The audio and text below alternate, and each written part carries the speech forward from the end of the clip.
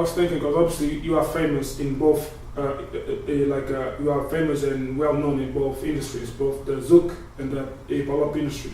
How do both differ? The Zouk industry is, I would say that the Zouk industry has a tendency of going around itself, and they have the defects of French people, which is it's a characteristic that they have, that they're always scared to move forward. Meaning that if you want to have a song that's working, you have to do the same song over and over again. Innovation is scary, and so it's interesting. It's easier actually to do a hit because you just have to find the same four chords, put them together, put the same guitar. Actually, you hire a guy, but you could just go and take a guitar that you used 3 years ago and do the same song, and then more or less sing more or less the same thing, and it would work. It's very hard to innovate, but so that's the downside. But the upsides about them is that you have a SACEM royalty copyright collection from the playing on radios, playing on TVs. You actually receive money from that, from being in competition, all these things. And the market is more mature, meaning that you could be in a label that would give you royalties, or that will tell you, okay, even if there's no royalties, for example, they will say, okay, you sold 20,000 albums, means that you want to do a tour, or you want to do whatever, or you want to buy your own studio, like, okay, here's some money. It's you can, there's, I would say, something going on, that's the market is very mature. The Palop market is very different because, on the contrary, you don't really have I think it's called TPA, the Right Society Collection Society here, but it's crap.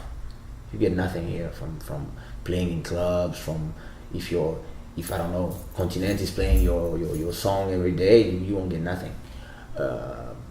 And same goes for royalties and all this stuff. It's complicated because people are more into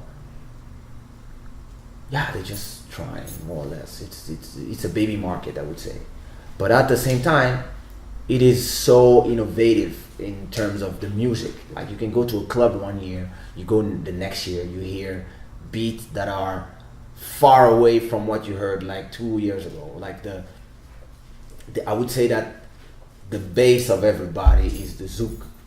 And I'm not going into Afro House and stuff. I'm just staying into the Kizomba Zouk, Cabo Zouk, Passada, all this Samba, whatever.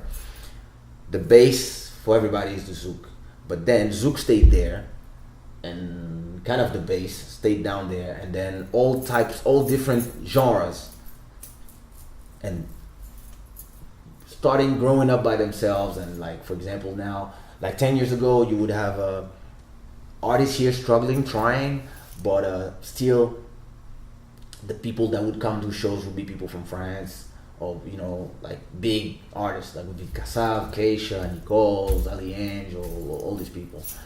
Whereas now, you got artists like Georgie, Ricky Boy, Siquat Pedro. Like, you got different countries and different industry that are really now maturing and becoming very interesting in terms of the different styles and different ways that they take the music, and it's very interesting, and it's more exciting actually to listen to the music here.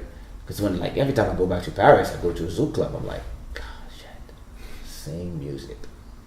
And you got nice stuff, that doesn't mean that it's not nice, but the people who are trying to innovate, they don't feel at home, like for example, Jean-Michel Autain, that I work with a long time, is somebody, he was like 15 years in advance, and he never could, at a point, he had a huge place with an innovative music, But as soon as he went a little further, people stopped understanding him.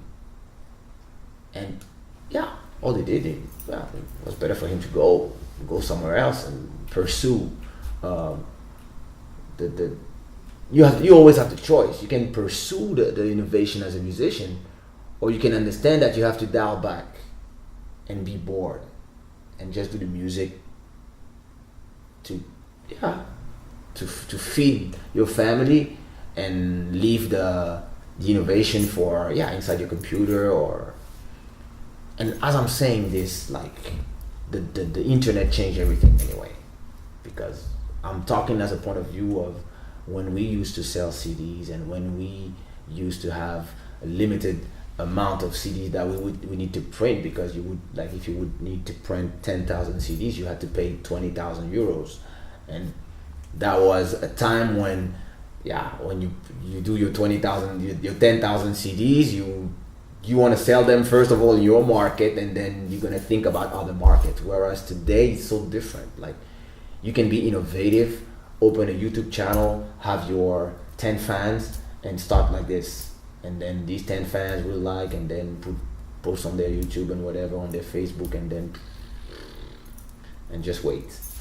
So it's different. Yeah, it was not a commercial success, and I didn't care because I have enough hits, you know. Hoje em dia vê a máquina como cá está a trabalhar, mano. Nem pensei 4 mil, mano. Foi uma grande evolução. E